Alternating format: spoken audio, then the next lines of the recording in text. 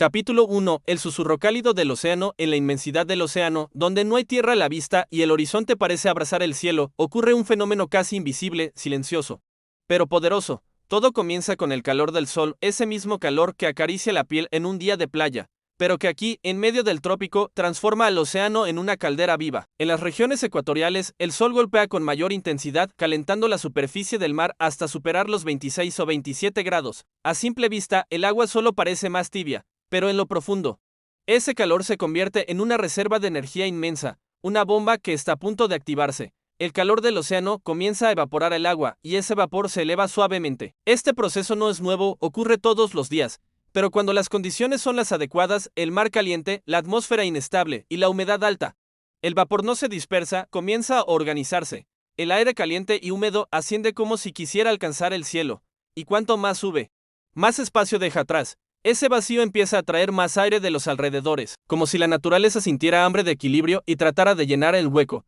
Lo que nadie ve en ese momento, lo que aún no se manifiesta a simple vista, es que este fenómeno aparentemente normal está dando a luz a algo gigantesco. La atmósfera responde. El aire que entra para llenar el vacío también se calienta, también sube y el proceso se repite. Es un ciclo, una espiral de energía que se alimenta de sí misma. Las partículas de vapor comienzan a chocar, a condensarse, y al condensarse, liberan calor latente. Una energía extra que impulsa aún más el movimiento ascendente. Se forma una columna invisible, una chimenea atmosférica que empieza a girar lentamente por efecto de la rotación terrestre. En ese momento, aún no hay nubes oscuras, aún no hay vientos huracanados, pero el motor del huracán ya ha encendido. Todo comenzó con el susurro cálido del océano, con el vapor subiendo como si el mar exhalara suavemente hacia el cielo. Nadie lo escucha, nadie lo ve, pero allá abajo, en el corazón del trópico, la Tierra está preparando uno de sus fenómenos más impresionantes y destructivos, el nacimiento de un huracán. Capítulo 2. La danza invisible del viento, lo que era un simple ascenso de aire cálido, empieza a tomar forma. A medida que el vapor de agua sube y libera energía al condensarse en pequeñas gotas, una fuerza aún más poderosa se suma al escenario, la rotación de la Tierra. No lo notamos en nuestra vida diaria, pero nuestro planeta gira a una velocidad impresionante. Esa rotación, combinada con el ascenso vertical del aire, genera un efecto conocido como la fuerza de Coriolis. Este fenómeno desvió los vientos hacia un movimiento en espiral. En el hemisferio norte, los vientos giran en sentido contrario a las agujas del reloj. En el sur, giran en el sentido horario. Así nace una especie de torbellino horizontal que se eleva y se ensancha. Esta rotación no es una simple casualidad, es la firma de los grandes sistemas atmosféricos. Poco a poco, las nubes comienzan a agruparse en círculos concéntricos. Una estructura poderosa y simétrica empieza a formarse. El mar, mientras tanto, sigue alimentando al sistema con vapor. No hay descanso. La energía se acumula, el viento se intensifica. Este fenómeno que nació del susurro del mar ahora comienza a hablar en voz alta. Las primeras lluvias se forman en las bandas exteriores, y el aire asciende cada vez más rápido. La tormenta comienza a tener personalidad. Ya no es solo un fenómeno meteorológico. Se ha convertido en una criatura viva, que gira, que se mueve, que se fortalece. Reflexión para la audiencia. ¿Te has preguntado cómo algo tan inmenso puede comenzar con un simple giro de aire? ¿Qué otras cosas en la vida crecen lentamente hasta convertirse en fuerzas imponentes? Capítulo 3. El ojo del monstruo. Conforme el sistema crece, algo inesperado ocurre en el centro. Se forma un vacío, un espacio de calma en medio del caos. Este centro recibe un nombre que intimida por su belleza, el ojo del huracán. Es una zona de entre 20 y 50 kilómetros de diámetro, donde todo parece estar en paz. Allí, los cielos pueden despejarse brevemente, los vientos se detienen y la lluvia cesa. Pero esa tranquilidad es una trampa. Es el corazón de la tormenta más feroz. Rodeando este ojo se encuentra el muro del ojo, la región más destructiva del huracán. Allí, los vientos giran a velocidades escalofriantes, superando los 250 kilómetros por hora en los huracanes más poderosos. La presión atmosférica dentro del ojo es extremadamente baja, lo que hace que los vientos que lo rodean se precipiten con más fuerza. Es como si el huracán tuviera su propio sistema circulatorio, bombeando energía en espirales letales. Desde el espacio, un huracán se ve como una enorme espiral blanca, perfectamente formada, pero en tierra es devastador. Y todo eso se sostiene gracias a la diferencia de temperatura entre el océano caliente y la atmósfera. Cada gota de lluvia, cada ráfaga de viento, es parte de una máquina natural que parece tener voluntad propia. Reflexión para la audiencia. ¿Has vivido una calma tan intensa que presagiaba una tormenta? ¿Qué te enseña el ojo del huracán sobre la calma aparente antes del caos? Capítulo 4. Las lágrimas del cielo. El aire caliente subió cargado de vapor y allá arriba, en lo alto, comenzó a enfriarse. Ese cambio de temperatura es clave. Cuando el vapor de agua se enfría, se condensa, es decir, vuelve a su forma líquida. y en ese momento nacen las gotas de lluvia, pero no caen de inmediato. Primero se agrupan, se multiplican, se fusionan, las nubes se hacen más densas, más oscuras, más pesadas. Cuando esas nubes ya no pueden sostener el peso de tanta agua, comienza la lluvia, pero no es una lluvia cualquiera, es torrencial, persistente, a veces interminable. Cae sobre el mar, sobre la tierra, sobre los ríos, sobre los techos, y no viene sola, está acompañada de vientos huracanados que azotan todo a su paso. La lluvia del huracán no es solo un fenómeno físico, es un lenguaje, es la forma en que la tormenta habla, grita, llora, es una liberación de energía en forma líquida. Muchas veces pensamos que la lluvia es un castigo, pero en realidad es una parte esencial del equilibrio climático. Riega los campos, llena los acuíferos, alimenta la vida. Sin embargo, cuando viene en exceso, como en un huracán, se convierte en desastre, inundaciones, deslaves, pérdidas humanas. La línea entre bendición y tragedia es tan delgada como una gota de lluvia. Reflexión para la audiencia: ¿has sentido alguna vez que llorar es liberar energía acumulada, como lo hace la lluvia? ¿Qué te enseñan esas lágrimas del cielo sobre ti mismo?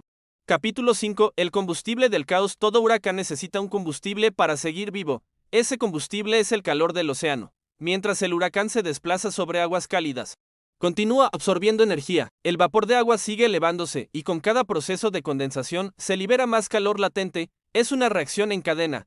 Cuanto más vapor asciende, más se intensifican los vientos y las lluvias. Es un monstruo que se alimenta del mar. Si el agua debajo de él es lo suficientemente cálida, el huracán no solo se mantiene, sino que crece. Por eso, los meteorólogos observan con atención las temperaturas del mar.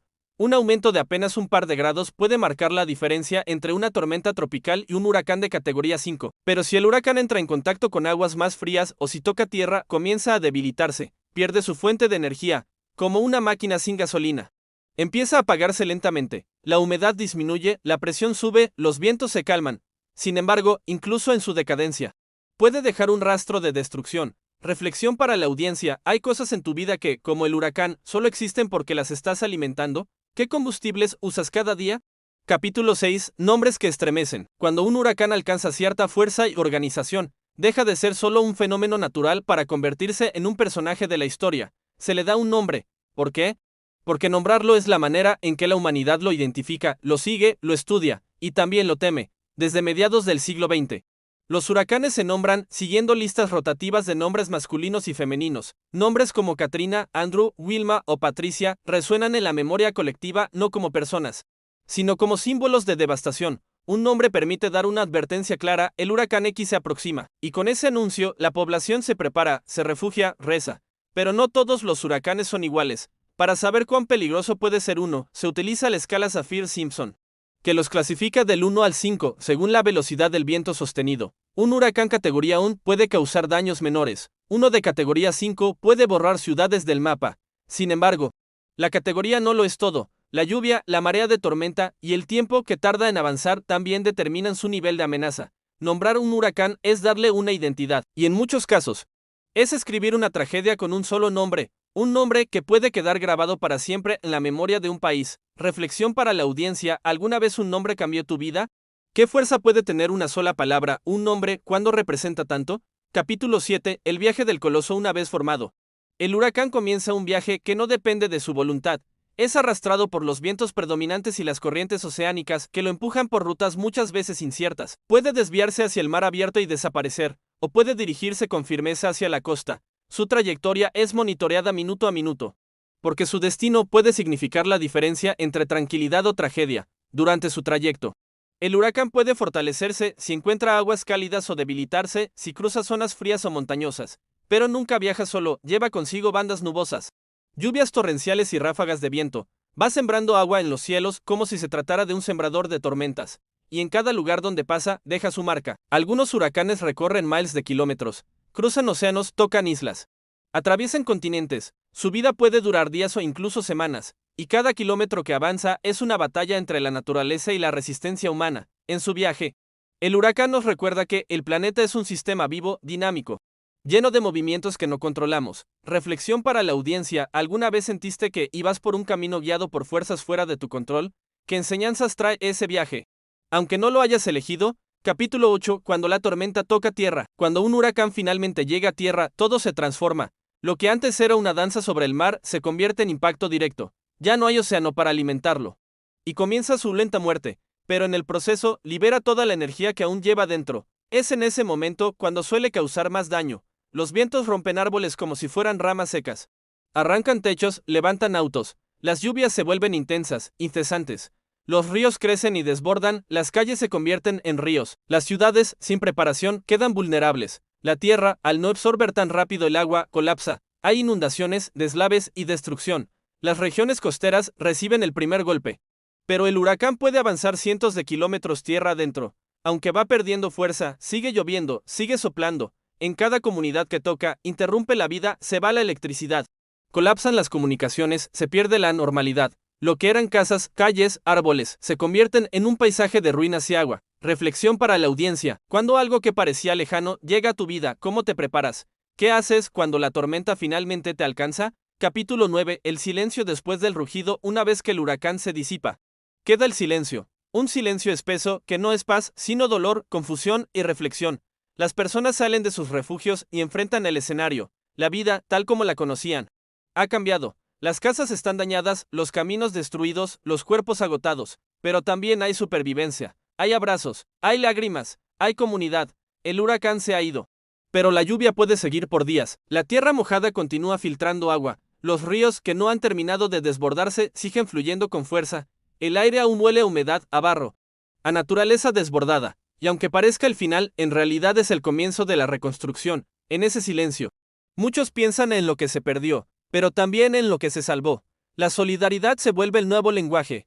Las historias de sobrevivencia aparecen entre los escombros. Es el momento en que la humanidad brilla no por su fuerza, sino por su capacidad de resistir, de unirse y de reconstruirse. Porque tras cada huracán siempre hay un renacer. Reflexión para la audiencia. ¿Qué haces tú cuando todo se detiene y te toca empezar de nuevo? ¿Qué nace en ti cuando el mundo parece en ruinas?